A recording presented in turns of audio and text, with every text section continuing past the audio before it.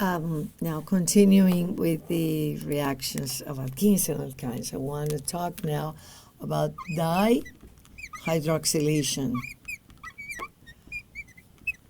of alkenes. So a couple conditions that we need to know here. So let's draw the same compound I'll be drawing on the lawn, and it is methyl cyclohexene. So we can make syn dihydroxylation, meaning same side, two OHs, or a trans dihydroxylation. And what we need to remember here is just simply the conditions, what we use. The mechanism involves a cyclic ozonide, but we can use osmium tetroxide or potassium permanganate cold. For that, we're going to get this addition. Remember, it happens in syn fashion. So what's important here is then the two OHs is a dihydroxylation to two of these. And we're going to be adding those in syn fashion. So if I put OH here and OH here, they are syn, but that also means that the metal is here in a dash. That's a chiral center, that's another chiral center, so we can have this plus the enantiomers, so opposite configuration in each of these. So that is your syn addition. Now, to produce the trans diol, that is a diol, and that is a cis diol, right? And to make the trans, we use a different condition. For that, we're going to be using a peroxy acid. Peroxy acid, we have one more oxygen compared to the carboxylic acid. So let's say this is acetic acid. So peroxyacetic acid will have an extra O. So that's peroxyacetic acetic acid. And this is peroxyacetic acid. Okay, we're going to be using that. Another one that we use commonly is metachlorobenzoic acid. And this is, I'm going to draw benzoic acid is this. And in meta, I'm going to add a chlorine. So that is this, metachlorobenzoic. So either one, or simply you will see this formula. What it is, what do we need to remember here?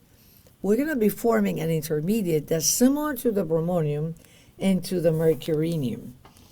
So in other words, you're forming a cyclic intermediate, a cyclic epoxide. So let's draw it here. Well, epoxides are always cyclic. But what is important is that this is my epoxide. But after you insert the oxygen here, you also have acetic acid as the other product. So this is actually a protonated epoxide. And then let's compare that to other intermediates that we have seen before. We have seen the mercurinium ion. And I'm using the same example here with the metal. And we have seen as well the bromonium intermediate. And here you will have 3-member ring, bromine positive, and the metal. So same type of intermediate, 3-member ring, like that, and positively charged. And so in all those intermediates, the second step involved a nucleophilic attack at the more substituted carbon. And this is the one, in this case, that has the metal. So similar to the example that we have seen before, we will have then the nucleophile. And what is a nucleophile? This is in water.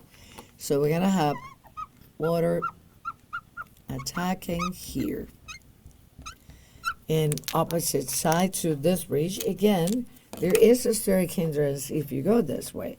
So the nucleophile will attack opposite to that. So that's an anti-attack. But also the attack will happen at the more substituted carbon. So this will open up,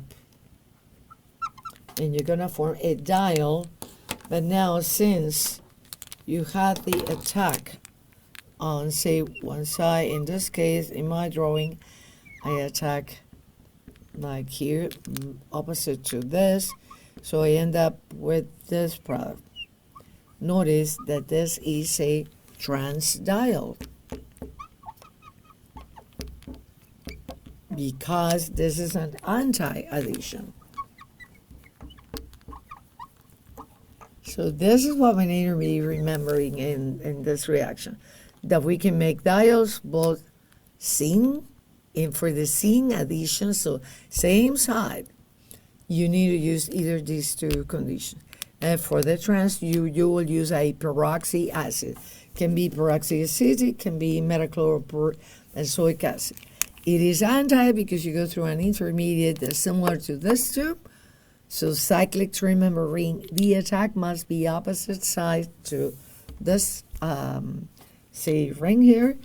And the attack is always at the more substituted carbon. So I am missing something here, which is the metal. If the OH is here in dash, I will have the metal on wedge. So that's, say, summarizing your dihydroxylation.